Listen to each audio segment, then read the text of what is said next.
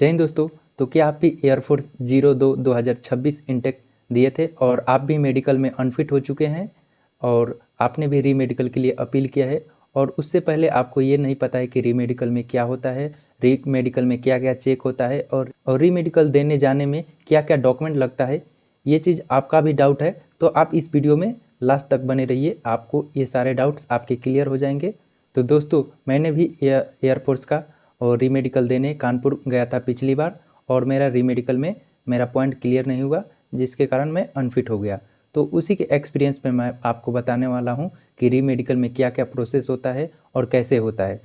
तो सबसे पहले आप जैसे ही वहाँ पे जाएंगे तो आपका वहाँ पे एंट्री के टाइम आपका एडमिट कार्ड, जो कि मेडिकल स्लिप मिला होगा, री मेडिकल के लिए अप्लाई किए थे, वो मेडिकल स्लिप और आपका ओरिजिनल आधार कार्ड लेके आप वहाँ पे एंट्री के लिए जाएंगे।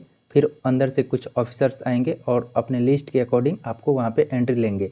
एंट्री ले लेने के बाद आपको एक जगह बैठाया जाएगा और सबसे पहले आपको वहाँ पे चेस्ट नंबर दिया जाएगा और आपका वहाँ पे डॉक्यूमेंटेशन होगा।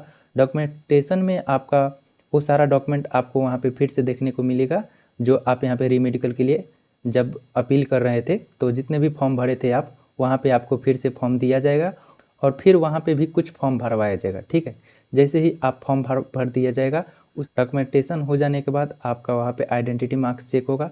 आइडेंटिटी मार्क्स में वो मार्क्स चेक होगा जब आप मेडिकल दिए होंगे, वहाँ पे आपका कोई फेस पे मार्क्स होगा या फिर बॉडी पे कोई मार्क्स होगा, वो आपका लिखाता है, वही वहाँ पे आपका मार्क्स चेक होता है, क्योंकि वही डिसाइड करता है कि आप वही बंदे हैं ना जो आप मेडिकल में गए थे और वही री मेडिकल में आए हैं। ठीक है, तो वहाँ पे जब आइडेंटिटी मार्क्स चेक हो जाएगा उसके बाद आगे का प्रोसेस होगा और आपको एयरफोर्स के हॉस्पिटल में लेके जाया जाएगा। ठीक है, और वहाँ पे एक एक जैसे जितने भी कैंडिडेट का पॉइंट होगा उनको अलग अलग करके बारी बारी से उनके स्पेशलिस्ट डॉक्टर के पास ले जाया जाता है और उनका वो जांच होता है, एक एक करके सबका जांच होता है।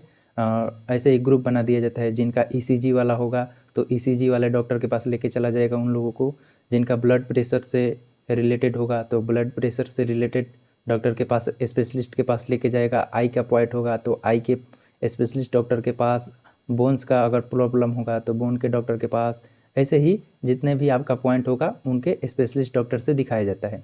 और ये सब प्रोसेस शाम तक होते रहता है।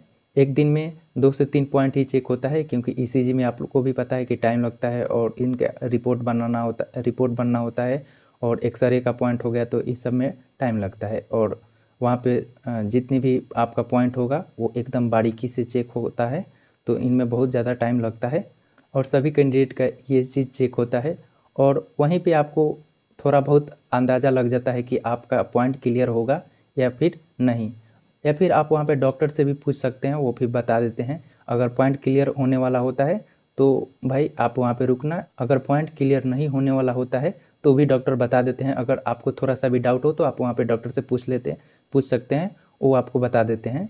और ऐसे ही बहुत सारे कैंडिडेट करते हैं, अगर उनका पॉइंट क्लियर होने लायक नहीं होता है तो पूछ ले के और आराम से रहते हैं। और जब वो बोलते हैं डॉक्टर कि आप लोग ग्रीन कार्ड और रेड कार्ड के लिए इस दिन आना, तो उससे पहले ही वो कैंडिडेट आपका वहाँ से चले आते हैं और वो रेड कार्ड या फिर ग्रीन कार्ड के लिए नहीं जाते हैं। तो सभी कैंडिडेट का जैसे ही ये सब पॉइंट चेक हो जाता है उनके बाद उनको एक जगह बैठाया जाता है और बैठा देने के बाद उनको बताया जाता है कि आप लोग ग्रीन कार्ड के लिए या फिर रेड कार्ड के लिए, जो भी कैंडिडेट रेड कार्ड के लिए, जो भी कैंडिडेट फेल हो गए होंगे उनको रेड कार्ड के लिए और जो पास होंगे उनको ग्रीन कार्ड के लिए दूसरे दिन बुलाते हैं। वहाँ पे जो उस्ताद रहते हैं वो आपको डेट देंगे कि इस दिन इतना बजे आपको यहाँ पे आ जाना है, तभी आपको ग्रीन कार्ड देंगे या फिर रेड कार्ड देंगे। तो आपको उस दिन पहुँच जाना होता है, उसके बाद आपको ग्रीन कार्ड या फिर जो भी हो रेड कार्ड आपका मिल जाता है। अगर इन प्रोसेस में आपको कहीं भी लगे कि हमारा पॉइंट अगर क्लियर नहीं होने वाला है तो आप कोशिश करना कि आप वहाँ से चले आएँ। अगर आपका 4-5 पॉइंट है तो मैक्सिमम आपको 3-4 दिन रुकना पड़ सकता है। और 3-4 दिन रुकने का मतलब है कि आपको वहाँ पे अपना से ही रूम रेंट देना होता है और खाना पीना का भी है, तो भाई बहुत ज़्यादा खर्चा होता है। अगर आपको पहले ही पता चल जाए कि हमारा पॉइंट क्लियर नहीं होने वाला है तो आप पहले ही छोड़ के आ सकते हैं। जैसे कि मैं पिछली बार छोड़ के आया था, मुझे पता चल गया था कि भाई मेरा पॉइंट क्लियर नहीं होने वाला है, तो मैं पिछले बार जब बोले कि डॉक्टर कि रेड कार्ड के लिए या फिर ग्रीन कार्ड के लिए इस दिन आना, और वो 2 दिन बाद का बोले थे, तो 2 दिन रुकना पड़ता मुझे रेड कार्ड लेने के लिए। इससे पहले ही मैं उसी दिन घर लौट आया।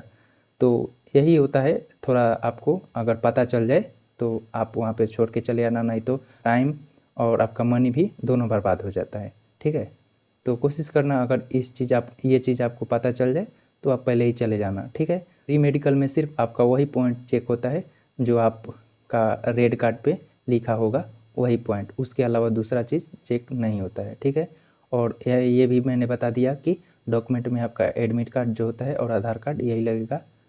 बाकी इससे रिलेटेड आपका कुछ भी डाउट हो तो आप नीचे कमेंट करके पूछ सकते हैं, और आपका री मेडिकल कब और कहाँ है आप नीचे कमेंट करके बताइए। जय हिंद दोस्तों।